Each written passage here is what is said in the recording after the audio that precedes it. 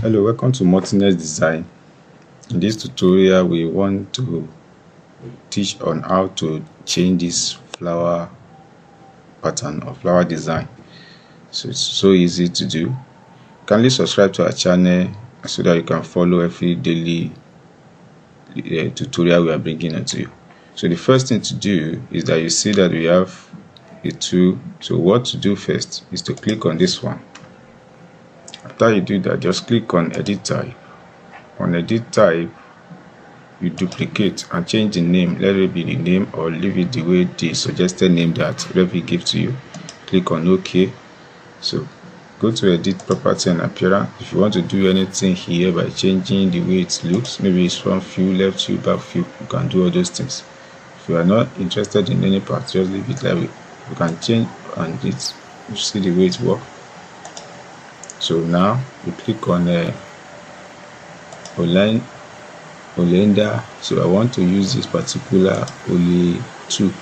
In Ole 2, I click now, say OK, change, and apply.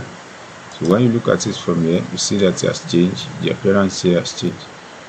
So that's how you change it.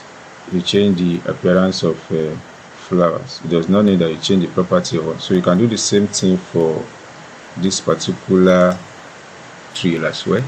By clicking on it, click on edit, say duplicate, and duplicate, leave it the way it is.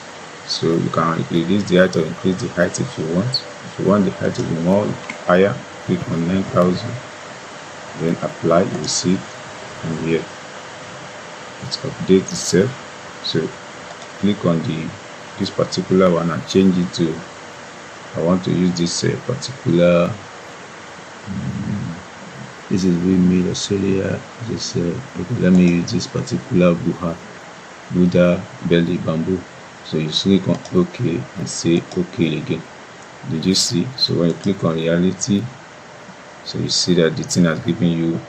So that is the simple way of changing entourage in a Revit.